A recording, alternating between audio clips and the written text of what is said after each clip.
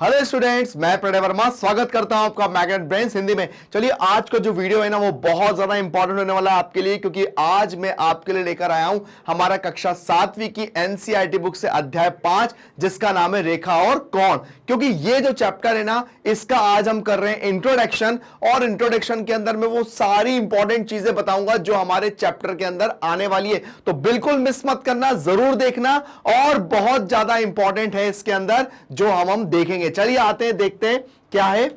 सबसे पहला हम इसके अंदर कुछ चीजें पढ़ने वाले, रेखा, रेखाखंड, संबंधित कोण, और संबंधित कोण के अंदर न्यून कोण, अधिक कोण, समकोण, सीधा कोण, पूरक कोण, संपूरक कोण, आसन्न कोण। उसके बाद यहां पर हम लोग पढ़ेंगे रेखीय युग्म क्या होता है, शीर्षाभिमुख कोण क्या होता है, प्रतिच्छेदी रेखाएं क्या होती है, समांतर रेखाएं की तिर्यक छेदी रेखा क्या होती है, समांतर रेखाओं की जांच कैसे होती है। ये सारी चीजें जो है ना वो हम लोग पढ़ने वाले हैं हमारे इस चैप्टर के अंदर। सोचिए कितना ज्यादा चीजें इसके अंदर, पर ये बहुत इंपॉर्टेंट है आपके लिए, नॉलेज के लिए। आगे आप जितनी भी क्लासेस पढ़ोगे ना, सारे आपके लिए बहुत ज्यादा जरूरी होने वाला है, क्योंकि ये बहुत बेसिक है, इसलिए मैंने सारा आपके साथ पे लिया है। तो चलिए, सबसे पहले हम आते हैं रेखा और रेखाखंड। तो सबसे पहले बात करते हैं रेखा की। तो आपको दिख रहा है एक ऐसी लकीर जो दोनों दिशाओं में अनंत तक बढ़ती जाए, है ना, उसे रेखा कहते हैं, जिसको हम कहते हैं इंग्लिश में स्ट्रेट लाइन। मतलब ये दोनों दिशाओं से बढ़ती है। आई बात समझ में? जैसे सरल रेखा, अब जैसे रेखा के प्रकार होते हैं, सरल रेखा होती है, समांगी रेखा होती है, ये वक्र रेखा होती है, ये वक्र पे चलती है, ये रेखा होती है समांती रेखा। समांगी रेखाएं मतलब होती है जो एक ही बिंदु पर आकर मिलती है। वक्र, सरल रेखा मतलब सीधी रेखाएं होती हैं। ये रेखा के बारे में डेफिनेशन है। आगे होती है किरण। किरण होता है जिसका एक अंतिम छोर होता है, लेकिन ये कहां तक जाएगी ये हमें पता नहीं है। समांतर रेखाएं क्या होती है, इसकी डेफिनेशन अभी हम पढ़ेंगे। उसके बाद तिर्यक रेखा क्या होती है, इसके बारे में भी हम पढ़ेंगे। जैसे ये तिर्यक रेखा है, इसके बारे में भी हम लोग पढ़ेंगे। तो रेखा के बारे में जितनी भी सारी चीजें हैं वो हमने अपने इंट्रोडक्शन के अंदर ली है, और इनकी डेफिनेशन भी हम लोग अब बहुत जल्दी देखेंगे। चलिए आते हैं रेखाखंड। रेखाखंड क्या होता है? रेखाखंड दो बिंदुओं के मध्य एक रेखा, वह निश्चित भाग जिसका मापन किया जा सके, रेखाखंड कहलाता है। मतलब दो बिंदुओं के मध्य एक ऐसा भाग जिसका मापन किया जा सके। फॉर एग्जाम्पल, जैसे हम लोग कहते हैं भाई 3 सेंटीमीटर का रेखाखंड कीजिए, तो ये 3 सेंटीमीटर क्या है? उस रेखा का मापन है। जैसे मान के चलिए मैंने यहां पर एक बिंदु लगाया, और मैंने आपसे बोला कि भैया रेखाखंड खींचिए। तो यहां पर मैं एक बिंदु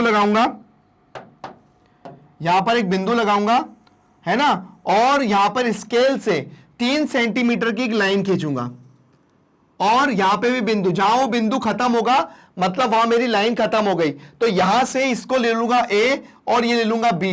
तो भाई ये 3 सेंटीमीटर की मेरी लाइन हो गई, तो ये रेखाखंड मेरा खिंच गया। अब रेखाखंड से ही तो हम लोग क्या करते हैं, रेखाखंड से ही हम लोग क्या बनाते हैं, रेखाखंड से ही हम लोग बनाते हैं अपने दूसरी आकृति। भाई ये आकृति भी रेखाखंड से बनती है।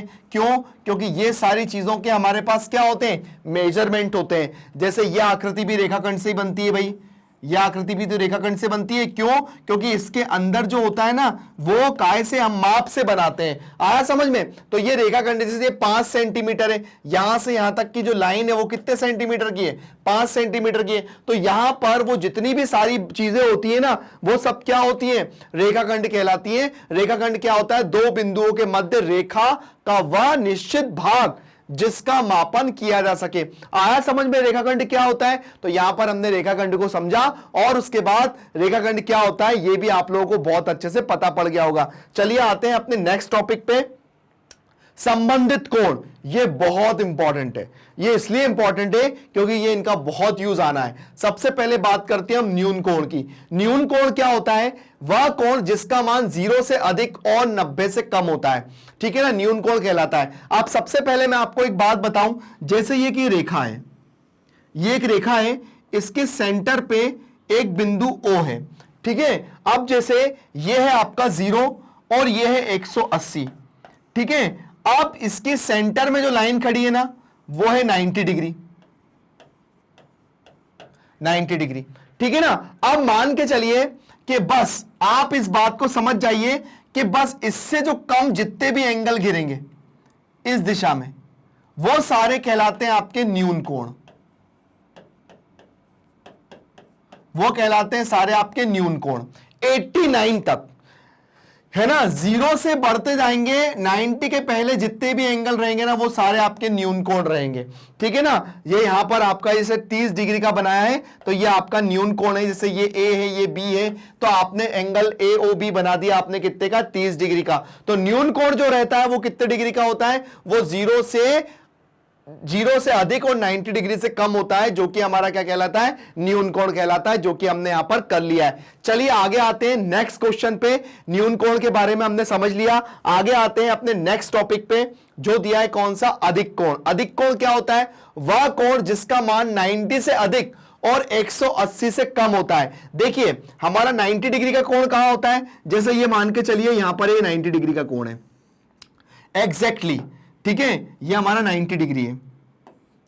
अगर मैं सीधा बनाऊं बिल्कुल इसको तो ये हमारा 90 डिग्री है, ठीक है। अब ये 90 है, इधर तो क्या जा रहा था, इधर तो हमारा न्यून कोण जा रहा था,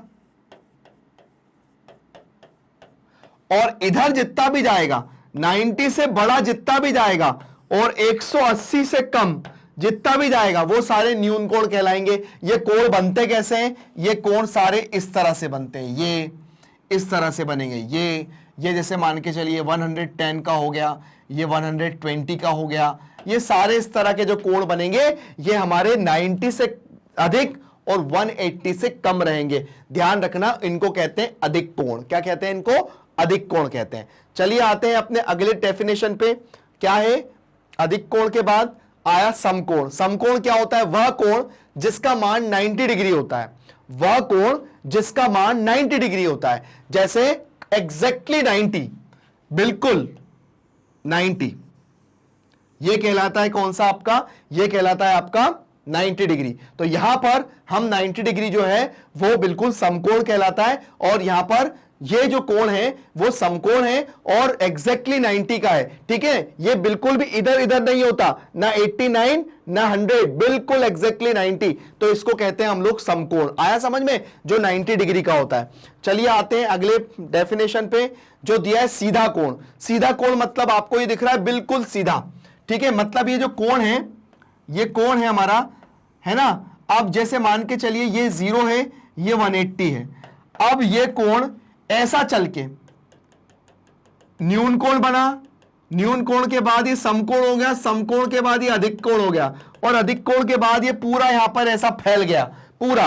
अब ये कौन सा हो गया, 180 डिग्री का। मतलब स्ट्रेट लाइन जो होती है ना वो 180 डिग्री की होती है। आप लोग बिल्कुल बता सकते हैं कि भाई ये स्ट्रेट लाइन है वो कितने डिग्री हो गई, 180 डिग्री की हो गई। तो यहां पर हम लोगों ने उसको बताया कि जो हमारी जो सीधी लाइन है वो कितने की होती है, 180 डिग्री की होती है। तो यहां पर ये जो कोण है सीधा कोण, ये कहलाता है 180 डिग्री का। आई बात समझ में। इसके हम लोग अपने लाइफ में जितने भी एग्जाम्पल होते हैं आप लोग उसका यूज कर सकते हैं। जैसे आप लोग अभी जानते नहीं होंगे, लेकिन अगर मैं बात करूं तो पुराने जमाने में एक इस तरह का पटिया होता था, इस तरह का पटिया होता था जिसके ऊपर, अभी बहुत से लोगों के घरों में होगा भी, जिसके ऊपर इस तरह का एक चाकू लगा होता था, इस तरह से एक चाकू लगा होता था,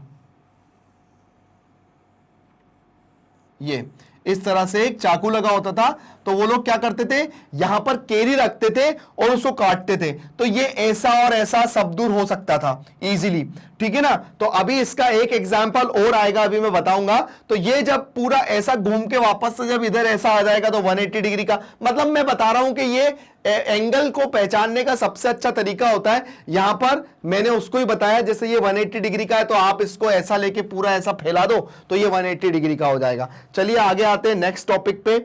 नेक्स्ट टॉपिक दिया है पूरक कोण। अब यहां से हमारी मेन डेफिनेशन चालू हो जाती है।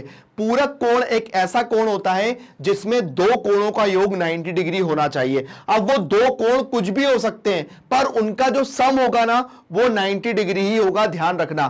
पूरक कोण कैसा होता है, समकोण के अंदर पूरक कोण। मतलब जैसे मान के चलिए अब ये जो बीच की जो उभयनिष्ठ लाइन है ना वो आपकी या तो इधर साइड रहेगी या इधर साइड रहेगी। मतलब कैसे, फॉर एग्जाम्पल जैसे ये है आपका ये O, ये A और ये B है, ठीक है ना। अब जैसे मान के चलिए ये 30 है तो यहां से आता ये 60 हो गया, पर दोनों का सम कितना हो रहा है 90। अब ये ऐसा भी हो सकता है, कैसा, ये ऐसा भी हो सकता है, इसका मतलब ये आपका 70 है, तो ये कितना हो गया 70 तो नहीं, ये और मतलब ये जो एंगल है आपका, ये एंगल है आपका, जैसे ये एंगल है, ये एंगल आपका ज्यादा हो गया, तो ये मतलब मेरे को ऐसा एडजस्ट करना है कि दोनों का जो सम है वो कितना चला जाए 90 चला जाए, बस इतना ध्यान रखना। अब ऐसे कितने पेयर होते हैं जिसका सम 90 होता है, 45 45 बीच का हो गया, और ऐसे ही जोड़ते घटाते जाओ, मतलब मुझे यहां पर और यहां पर ऐसा नंबर रखते जाओ कि जिनका सम 90 होता जाता है। तो बहुत सारे सम है ऐसे जिनका सम 90 होता है ना। तो आप लोग भी ऐसे ही बहुत सारे एग्जाम्पल ऐसे ला सकते हो पूरक कोण के। पूरक कोण को इंग्लिश में कहते हैं कॉम्प्लीमेंट्री एंगल, ठीक है। कौन सा एंगल? कॉम्प्लीमेंट्री एंगल, जो ऐसे angle sum of two angles called, sum of two angles है ना कॉल्ड, मतलब दो एंगलों का जो सम होता है वो 90 डिग्री होता है। तो यहां पर हमने बताया कि जो कॉम्प्लीमेंट्री एंगल है वहां पे भी क्या हो जाएगा, दोनों का जो सम हो जाएगा वो पूरक कोण कहलाएगा। तो यहां पर हमें उसको भी ध्यान में रखना है, और इसका यूज आपके इस चैप्टर में बहुत ज्यादा है, ठीक है ना। मतलब पूरक कोण को पहचानिए। अब जैसे मान के चलिए एग्जाम में आपको आया कि भाई पूरक कोण को पहचानिए, तो ध्यान रखना पूरक कोण जो होगा ना उसका जो टोटल होगा ना वो कुछ इस तरह से होगा 60-30। तो आप लोग पहचान सकते हो कि पूरक कोण है। लेकिन अगर एक कोण बड़ा रहेगा और एक कोण छोटा रहेगा, कैसे? ऐसे एक कोण बड़ा रहेगा और एक कोण छोटा रहेगा, और आपको बोलो कि पहचानो कि ये कौन सा कोण है, तो आप तुरंत पहचान जाना। क्यों? क्योंकि एक कोण तो बड़ा है, वो तो वैसे भी 90 से बड़ा हो रहा है, तो इन दोनों का टोटल तो फिर 90 तो हो ही नहीं सकता है, वो तो उससे ज्यादा ही जाएगा। तो इसलिए हम लोग बिना देखे भी हम लोग बता सकते हैं, बिना टोटल किए भी बता सकते हैं कि भाई ये संपूरक कोण है कि संपूरक कोण है। आया समझ में? पूरक कोण क्या होता है? यहां पर पूरक कोण मतलब दो कोणों का योग 90 डिग्री एग्जैक्टली होना चाहिए, ठीक है ना। आगे आते हैं नेक्स्ट टॉपिक पे, देखते हैं क्या दिया हुआ नेक्स्ट टॉपिक। नेक्स्ट टॉपिक दिया है संपूरक कोण, ऐसे दो कोण जिनका योग 180 डिग्री के बराबर होता है ना। जैसे मान के चलिए यहां पर 120 और 160, इसका जो कोण होता है वो एक मतलब जो कोण हो गया वो कितना हो गया 180 डिग्री हो गया। यहां पर कुछ क्वेश्चन ऐसे भी पूछे जाते हैं, यहां पे कुछ क्वेश्चन ऐसे भी पूछे जाते हैं, जैसे यहां पर 180 डिग्री है, तो यहां पर एंगल ए और एंगल दोनों का सम 180 है। अगर मैं एंगल ए को कम करता जाऊं तो एंगल दो को कितना बढ़ाऊं कि 180 हो जाए। अब ये क्वेश्चन है, मान के चलिए जैसे ये 120 है और ये 160, ये 60 है। अब इसका सम तो 180 हो रहा है, पर जैसे मैंने इसको कर दिया 110, तो इसको मैं कितना बढ़ाऊं कि 180 हो जाए, मैंने इसको 70 बढ़ा दिया। ऐसे आया समझ में? मतलब अगर मैं एक को कम करता जाऊं और एक को बढ़ाता जाऊं पर उसका योग संपूरक ही रहे, तो उसका करने का तरीका क्या है? भाई मैं इसको बढ़ा रहा हूं, एक को कम कर रहा हूं और दूसरे को बढ़ा रहा हूं, तब भी मेरा योग संपूरक ही जा रहा है। यहां पर इस क्वेश्चन को करने के लिए भी आएगा, और यह संपूरक का जो डेफिनेशन है हम लोगों ने करा कि दो कोणों का योग 180 के बराबर होता है, वह संपूरक कोण कहलाता है, जो कि हमने बहुत अच्छे से कर लिया। मतलब केवल ये सब चीजें दिमाग में बैठना चाहिए अच्छे से कि भाई संपूरक कोण क्या होता है, पूरक कोण क्या होता है, तुरंत हमको डेफिनेशन पता हो जाना चाहिए और हम उसको सॉल्व बहुत अच्छे से कर लेंगे। चलिए आते हैं नेक्स्ट डेफिनेशन पे, देखते हैं क्या दी हुई है नेक्स्ट डेफिनेशन। आसन्न कोण, मोस्ट इंपॉर्टेंट टॉपिक इस चैप्टर का, आसन्न कोण। सबसे पहले डेफिनेशन पढ़ लेते हैं। यदि कोई किरण किसी सरल रेखा पर खड़ी हो तो उसकी दोनों ओर की जो कोण बनते हैं उन्हें आसन्न कोण कहते हैं, अथवा उभयनिष्ठ भुजा की दोनों ओर बनने वाले कोणों का आसन्न कोण कहते हैं। देखिए ये तो डायग्राम बना है, पर मैं आपको एक बार और समझाता हूं। मान के चलिए कि ये आपका एक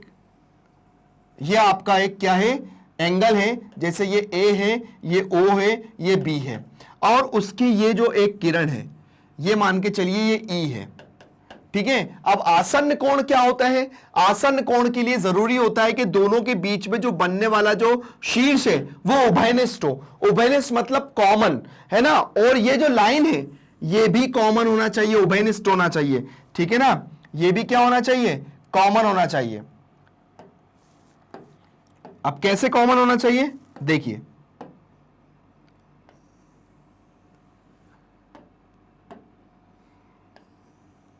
कॉमन कैसे होना चाहिए, देखिए ये है हमारा एंगल AOE है ना, और एक angle EOB, angle EOB।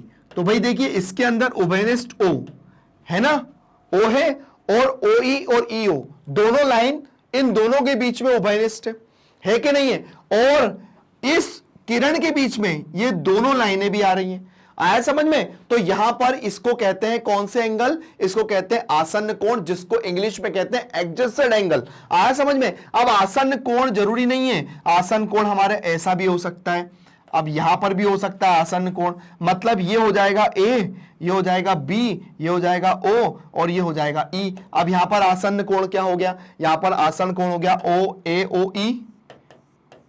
AOE, और दूसरा हो गया EOB, यह आसन्न कोण हो गया। ऐसे बहुत सारे एग्जाम्पल हो सकते हैं आसन्न कोण के, लेकिन डायग्राम को देखकर हमें आसन्न कोण पहचान में आना चाहिए कि आसन्न कोण क्या होता है। जैसे यहां पर आसन्न कोण है, अब ये जो किरण है ना, ये AC भी हो जाए, AC भी हो जाए, लेकिन यहां पर जो बनने वाला जो कोण है वो क्या होना चाहिए, उभयनिष्ठ। मतलब यहां पर जो इसकी पहचान क्या है, उभयनिष्ठ। जैसे यहां पर दिया हुआ है AOC, यहां पर एक बिंदु C है, ठीक है, तो देखो AOC देन BOC, दोनों आसन्न कोण है ना, आसन्न कोण, क्योंकि यहां पर दोनों O क्या आ रहा है, उभयनिष्ठ आ रहा है, और OC और OC दोनों लाइनों में क्या आ रहा है, दोनों में कॉमन आ रहा है ना। तो बस यही है जो कॉमन आता है दोनों में, किरण और शीर्ष दोनों में कॉमन आता है, तो यही हमारा क्या होता है, आसन्न कोण की परिभाषा होती है, जो कि हमने यहां पर सीखी है। बिल्कुल मत भूलना, बहुत जरूरी है, और इसका बहुत यूज होने वाला है अपने एग्जाम्पल में,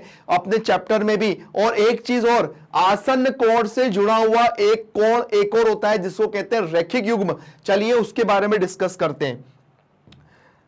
अब बात आती है रेखिक युग्म की। अब सबसे पहले मैं ये बता दूं कि आसन्न कोण और रेखिक युग्म में फर्क क्या होता है। हालांकि आसन्न कोण से मिलकर ही रेखिक युग्म बनता है, मैं आपको बता दूं, लेकिन रेखिक युग्म में क्या होता है, जैसे ये मान के चलिए ये रेखिक युग्म है, ये रेखिक युग्म है, तो दोनों का योग कितना होना चाहिए, 180 डिग्री होना चाहिए। लेकिन उसके लिए जरूरी क्या है, उसके लिए जरूरी है कि हमारी जो रेखा है वो रेखा पर ही रेखिक युग्म बनता है। ध्यान रखना, आसन्न कोण में तो क्या होता है, आसन्न कोण तो ये रहा, ये भी बन गया आसन्न कोण, मतलब यहां पर हम दोनों ने इन दोनों को आसन्न कोण बता दिया, लेकिन ये जो है यहां पर ये जो लाइन है ना, ये जो स्ट्रेट होना चाहिए, स्ट्रेट होने के लिए ही तो यहां पर रेखिक युग्म बनेगा।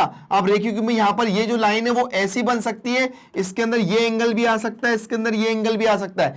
रेखिक युग्म के अंदर बनने वाले जितने भी कोण होते हैं, मतलब जैसे ये एंगल 1 है, ये 2 है, ये 3 है, ये 4 है, तो angle 1 plus angle 2 plus angle 3 plus angle 4 बराबर 180 डिग्री, ये रेखिक युग्म कहलाता है। आज समझ में? तो रेखिक युग्म क्या होता है, सरल रेखा पर ही बनता है। ध्यान रखना, आसन्न कोण तो कोई भी कोण में बन जाएगा बीच में, ठीक है, लेकिन रेखिक युग्म जो होता है ना, उसके लिए भी आसन्न की कुछ शर्तें मानना चाहिए, जैसे उभयनिष्ठ O, यहां पर भी ऐसा बनता है उसमें भी। लेकिन यहां पर जो रेखिक युग्म है वो भी क्या है, रेखिक युग्म ऐसे दो आसन्न कोणों का युग्म है जिसमें वे भुजाएं जो उभयनिष्ठ नहीं है, विपरीत दिशा में किरणें होती हैं, ठीक है ना। तो यहां पर हम लोगों ने उसको देखा और जैसा जो पढ़ा उसके हिसाब से हमने बताया, और जब हम चैप्टर करेंगे तो इसका और ज्यादा हम लोगों को क्लियर हो जाएगा। चलिए आगे आते हैं नेक्स्ट टॉपिक पे, शीर्षाभिमुख कोण। शीर्षाभिमुख कोण क्या होता है, देखिए जब दो रेखाएं आपस में एक दूसरे को समद्विभाजित करती हैं, मतलब काटती हैं, जब दो रेखाएं आपस में एक दूसरे को काटती हैं तो उनके शीर्ष पर जो कोण बनते हैं, ये और ये और ये आपस में बराबर होते हैं। जैसे ये है 1, ये 2, ये 3, ये 4, तो यहां पर एंगल 1 बराबर एंगल 2 है, एंगल 3 बराबर एंगल 4 है, जिसको कहते हैं हम लोग शीर्षाभिमुख कोण, जो कि आपके सामने दिख रहे हैं। इसको कहते हैं शीर्षाभिमुख कोण, शीर्षाभिमुख कोण। शीर्षाभिमुख कोण। आया समझ में? तो ये दोनों कोण आपस में बराबर होते हैं। क्यों? ये वाला कोण और ये वाला कोण क्या है? जब दो रेखाएं एक दूसरे को प्रतिच्छेद करती हैं तो इस प्रकार बने शीर्षाभिमुख कोण समान होते हैं। तो यहां पर हमने बताया शीर्षाभिमुख कोण क्या होते हैं और वो कैसे समान होते हैं, यहां पर हमने उसको भी देखा। आइए देखते हैं अपने नए टॉपिक पे, अगला टॉपिक क्या दिया हुआ है उसको करते हैं। चलिए आते हैं नेक्स्ट टॉपिक पे। प्रतिच्छेद रेखा, जब रेखा मतलब जब दो रेखा आपस में एक दूसरे को काटती है तो उसको प्रतिच्छेद रेखा कहते हैं। और जब दो रेखा आपस में एक दूसरे को काटने के बाद यहां पर जो बिंदु बनता है उसको प्रतिच्छेद बिंदु कहते हैं, जैसे कि मैंने यहां पे डिस्क्राइब किया है। ये बिंदु है, ये जो रेखा है वो प्रतिच्छेद रेखा है और ये जो है वो प्रतिच्छेद बिंदु है। मतलब जहां रेखा एक दूसरे को प्रतिच्छेद करती है, जिस पॉइंट पे वो एक दूसरे को प्रतिच्छेद करेंगी वहां पे एक बिंदु निर्मित होगा, उस बिंदु को प्रतिच्छेद बिंदु कहेंगे। यहां पर मैंने उसको ये नाम दिया है। चलिए आते हैं नेक्स्ट टॉपिक पे, देखते हैं क्या।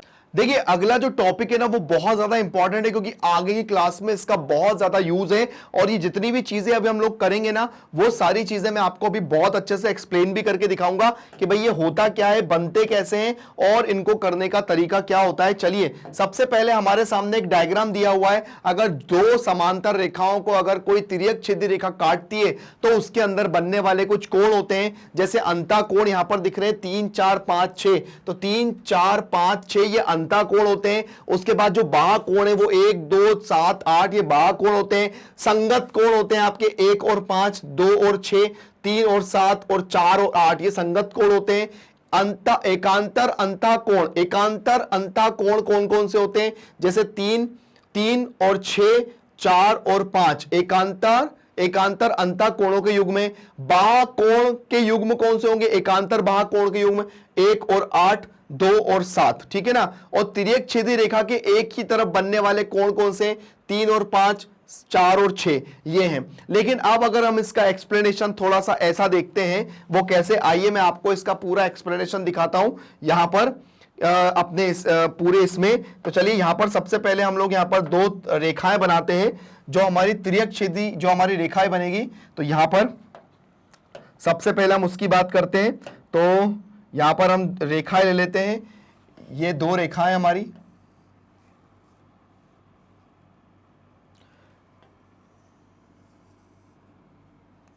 ये एक और ये है ना। और अगर इसको कोई तिर्यक छेदी रेखा काटती है, ठीक है, अगर इसको कोई एक तिर्यक छेदी रेखा काटती है, ये ले लिया हमने कोई तिर्यक छेदी रेखा, ठीक है। अब इसके अंदर जो हमारे एंगल्स बनेंगे वो कौन कौन से बनेंगे, आइए उनको भी देख लेते हैं। जैसे ये हैं तो ये हमारे कुछ एंगल्स बनेंगे यहां पर,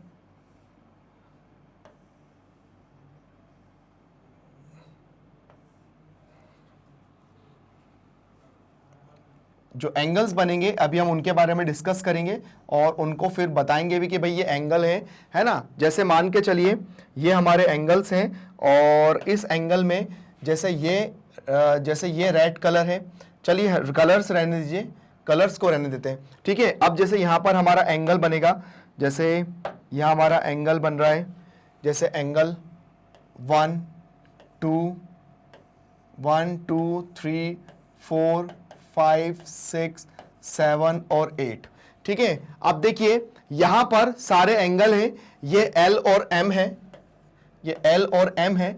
और यहां पर एक रेखा है जो A है, जो तिर्यक छेदी रेखा है। अब देखिए सबसे पहले यहां पर पहले की बात करूं तो यहां पे एंगल 1 और एंगल 4, ठीक है, एंगल 3 और एंगल 2, एंगल 5 और एंगल 8, एंगल 7 और एंगल 6, ये सारे जो एंगल हैं ये हमारे कहलाते हैं शीर्षाभिमुख कोण, शीर्षाभिमुख कोण।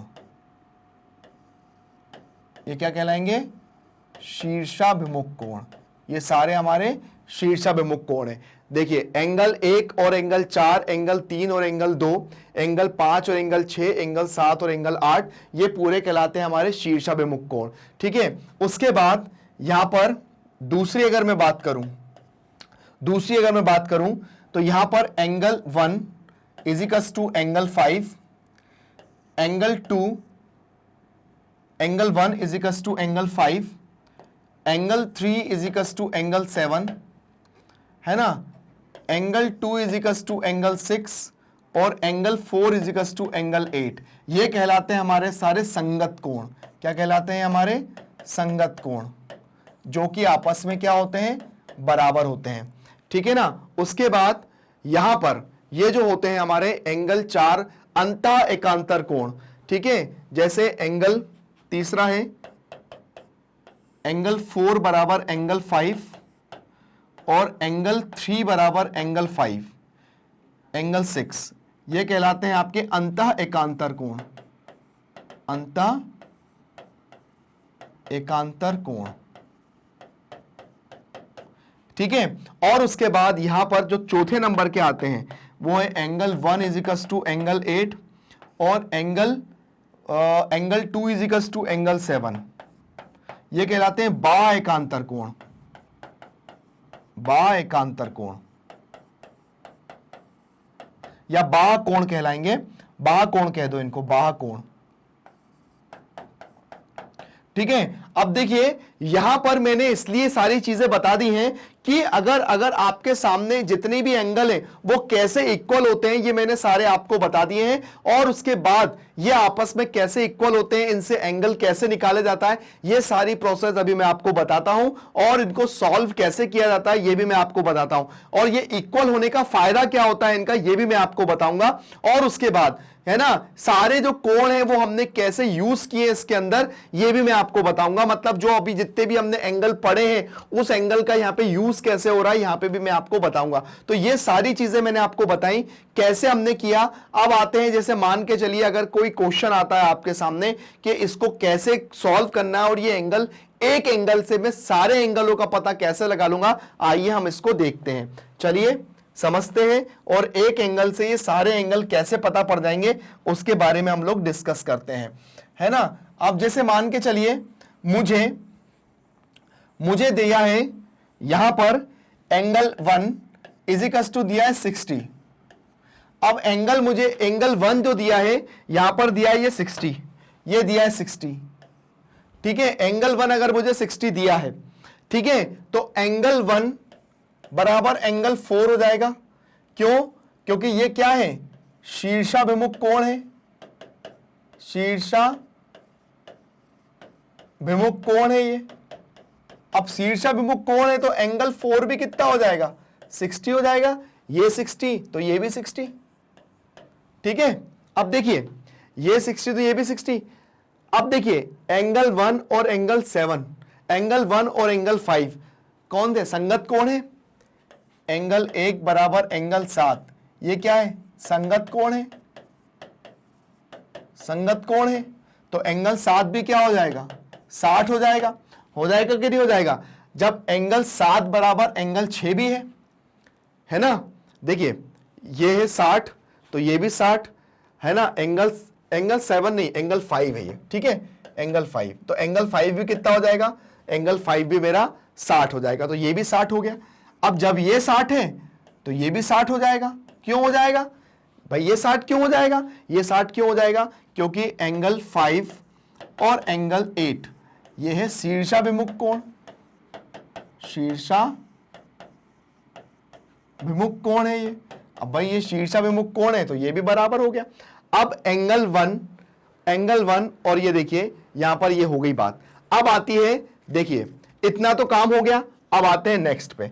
यहां पे मेरी बात समझिएगा आप। देखिए यहां पर नेक्स्ट में एंगल 1 प्लस एंगल 2 बराबर 180, ये बना रहे हैं रैखिक युग्म। क्या बना रहे? रैखिक युग्म। अब ये रैखिक युग्म बना रहे हैं तो एंगल 1 मुझे पता था 60, तो एंगल 2 बराबर 180, तो एंगल 2 बराबर कितना हो जाएगा? 180 माइनस 60, तो एंगल 2 बराबर कितना हो जाएगा? 120। अब देखिए एंगल 2 120 हो गया तो एंगल 3 भी 120 हो जाएगा। जब एंगल 3 120 हो गया तो एंगल 7 भी 120 हो गया। जब एंगल 170 हो गया तो ये भी 120 हो गया। अब आप इन सारे को प्लस करोगे तो ये 360 के बराबर होगा। बिल्कुल होगा। आप प्लस कर लीजिए, है ना, बिल्कुल प्लस कर लीजिए। और उसके बाद यहां पर एंगल 3 और एंगल 7 संगत कोण है, ठीक है। और एंगल 7 बराबर एंगल 6 कौन सा है, शीर्षाभिमुख कोण है, शीर्षाभिमुख कोण है ये। तो ये एंगल 7 बराबर एंगल 6 बराबर 120, ठीक है। अब देखिए ऑल्टरनेट एंगल्स, मतलब ये जो हमारे एंगल होते हैं अंतः कोण, ये भी बराबर है और ये भी बराबर है। तो जो हमने पूरा पढ़ा था, ये सारी चीजें मैंने आपको बताई और कैसे ये निकाला जाता है ये भी मैंने आपको बताया। तो ये सारी चीजें हम लोगों ने बहुत अच्छे से करी और उसके बाद हमने इसको सॉल्व किया। यहां पर एक चीज और मैं बता दूं कि समांतर रेखाओं की एक परिभाषा होती है कि वे रेखाएं जो आपस में एक दूसरे को कभी नहीं काटती हैं और जिनके बीच का जो डिस्टेंस होता है ना वो हमेशा एक जैसा होता है, वो आपकी समांतर रेखाएं होती हैं, ठीक है ना। मतलब मान के चलिए कि यहां पर ये तो आपको पूरा क्लियर हो गया। ये मैं आपको बता दूं समांतर रेखाएं, अगर मैं आपको बताऊं यहां पर जो समांतर रेखाएं जो होती हैं, समांतर रेखा, तो जो समांतर रेखा होती है ना वो क्या होती है, यहां पर समांतर रेखा जो होती है ये, जैसे ये आपकी एक ये रेखा है और आपकी ये रेखा है, ये आपकी समांतर रेखा है, ठीक है ना। समांतर रेखा होती है तो ये समांतर रेखा क्या है, ये आगे जाके कभी एक दूसरे को काटती नहीं है, ये समांतर रहती है। और एक बात कि इनके जो बीच का जो डिस्टेंस होता है ना, ये डिस्टेंस ये इक्वल ही होता है, ये जितनी दूर ये जा रही है उतनी दूर इनका डिस्टेंस एक जैसा ही होता है, इसलिए समांतर रेखाएं होती है ना। इसलिए इसको समांतर रेखाएं कहा जाता है। इसका सबसे अच्छा उदाहरण है हमारी ट्रेन की पटरी। ट्रेन की पटरी आपने देखा होगा मीलों दूर तक जाती है, लेकिन उनके बीच का जो डिस्टेंस होता है ना वो कभी भी एक नहीं होता है, वो बिल्कुल एक मतलब एक जैसा ही होता है, लेकिन आपस में एक दूसरे को काटती नहीं है, ठीक है। वो एक जैसा ही डिस्टेंस होता है जिसपे वो चलती जाती है। तो ये समांतर जो की होगी परिभाषा। अब समांतर होती कैसे है मैं आपको बता दूं, जब दो रेखाएं आपस में एक समांतर होती हैं और अगर इनको कोई तिर्यक रेखा काटती है तो उनके बीच में जो एंगल बनते हैं, उनके बीच में जो एंगल बनते हैं ना, ये वाले जो एंगल बनते हैं, ये वाले एंगलों का सम मतलब ए और बी इन दोनों का सम 180 डिग्री होता है, इसलिए ये समांतर रेखाएं होती हैं, ठीक है, इसलिए समांतर रेखा होती है। खैर समांतर रेखा की जो परिभाषा है इसलिए मैंने इतना आपको बताया, लेकिन ये जितना भी हम लोगों ने पढ़ा है, ये जितना भी हमने इसके डायग्राम को देखते हुए पढ़ा है और उसके बाद हमने समांतर रेखाएं सबको चीजों को देखा, हमारा यहां तक होता है टॉपिक कंप्लीट और हमारा ये रिवीजन जो मैंने इंट्रोडक्शन लिया ये होता है कंप्लीट। बस आप लोगों को जितना भी मैंने पढ़ा है एक बार आप उसको अच्छे से देख लेना, क्योंकि जब हम चैप्टर करेंगे तो ये सारी चीजें बहुत यूज आने वाली है, इसलिए बिल्कुल भी मत भूलना। और उसके बाद बने रहना हमारे साथ। बने कैसे रह सकते हो, आपको बने रहना है, आप लोगों को बने रहना मैग्नेट ब्रेन्स हिंदी के साथ, जो देता है 7 से लेकर 12 तक का एजुकेशन, वो भी बिल्कुल फ्री में। आपके जितने भी छोटे बड़े भाई बहन हो, आपके फ्रेंड्स हो, आप उनको हमारे चैनल के बारे में बताइए, हमारे चैनल को लाइक और सब्सक्राइब करिए। Thank you.